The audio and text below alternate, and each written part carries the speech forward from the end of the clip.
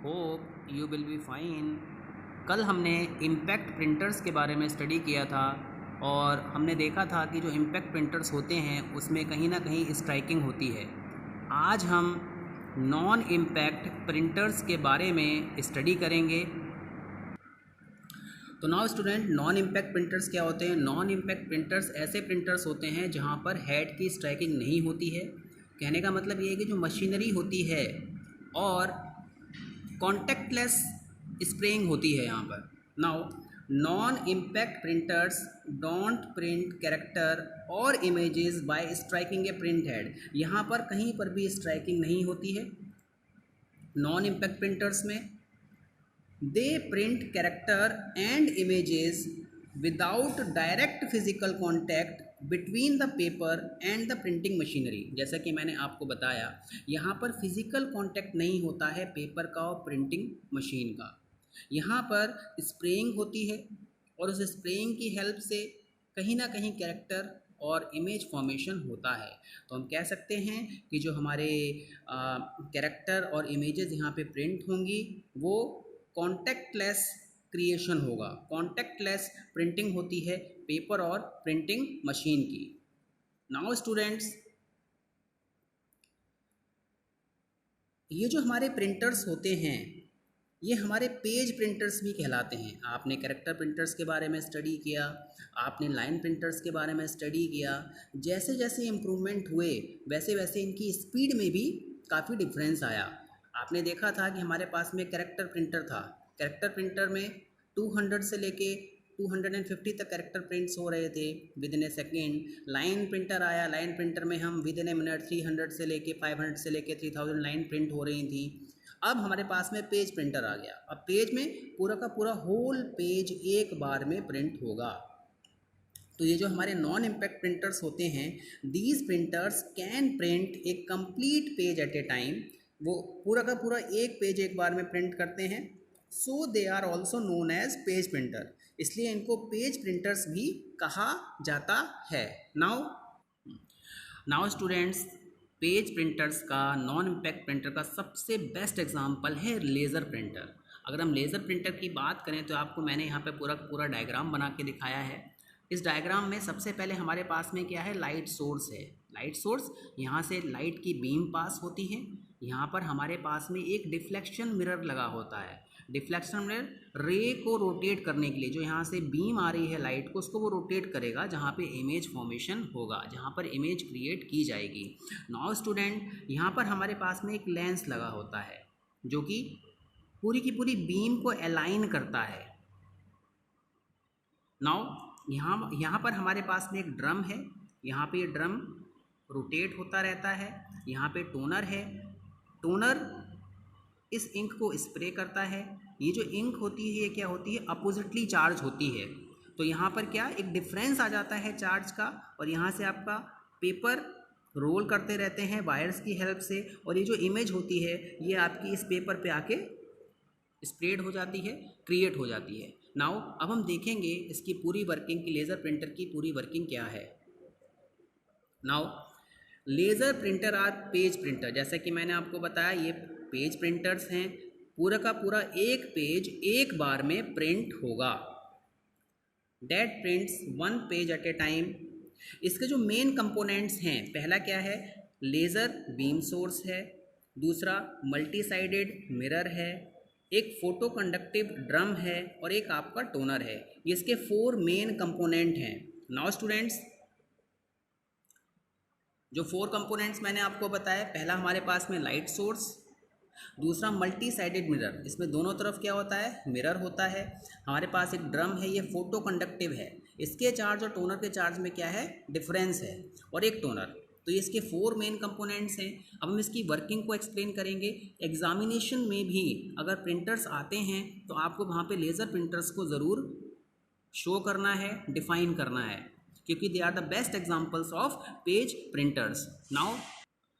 Now students, अगर हम working की बात करें, point number 1, to print a page the laser beam is focused on the electrostatically charge drum by the spinning of multi sided mirror.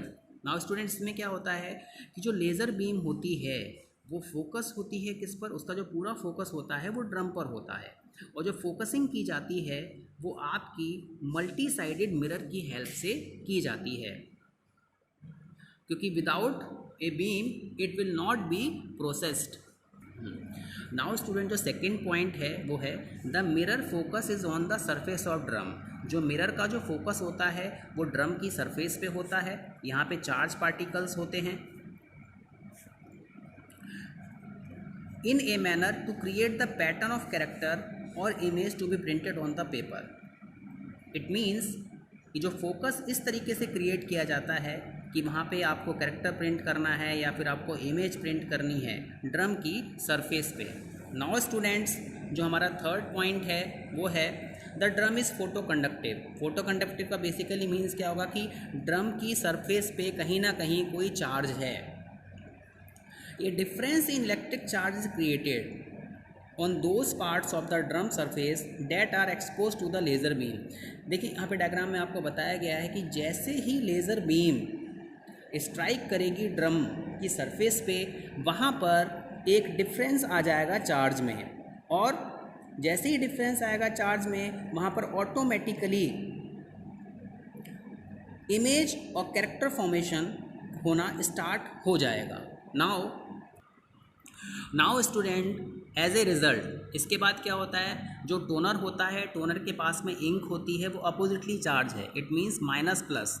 अगर हमारे पास में drum पे माइनस चार्ज क्रिएट हो रहा है तो वहाँ से हमें एक प्लस चार्ज मिल जाएगा और वो फ्यूज़ हो जाएगा और वहाँ पे कैरेक्टर फॉर्म हो जाएगा। तो यहाँ पर हम कह सकते हैं as a result the toner composed of oppositely charge ink particles stick to the drum in the places where the laser beam has charge the drum surface.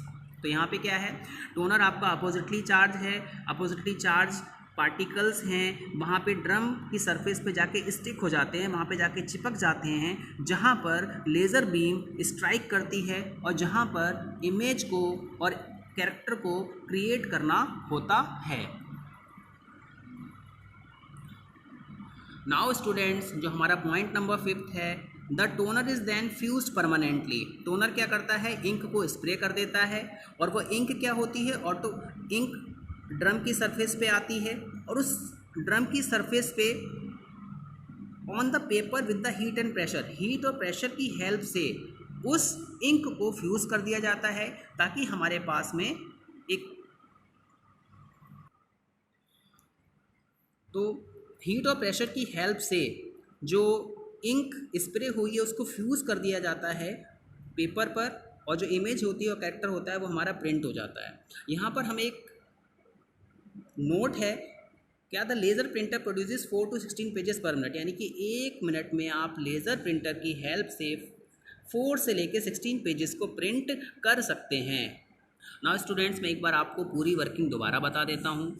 यहाँ से लाइट बीम को पास किया जाता है, मल्टी साइडेड जो mirror है वो आपका रोटेट करता रहता है लाइट को, और यहाँ पे हमारे पास में एक डिफ्लेक्शन प्लेट होती है। इस डिफ्लेक्शन प्लेट की हेल्प से जो बीम होता है उसको अलाइन किया जाता है, और अलाइन करने के बाद में यहाँ पर एक डिफरेंस ऑफ चार्ज क्रिएट हो जाता है, क्योंकि जो बीम है उसके पास में डिफरेंट आयंस हैं और जो हमारा ड्रम सरफेस है उस पर आपका नेगेटिवली चार्ज आयंस हैं। इसके बाद में क्या होता है, टोनर इंक को स्प्रे करता है, जहाँ पर चार्ज क्रिएट है, डिफरेंस आ रहा है, वहाँ पे ये इंक स्प्रेड हो जाती है, और हीट और प्रेशर की हेल्प से ये जो इमेज है ये इस पेपर पे प्रिंट की जाती है।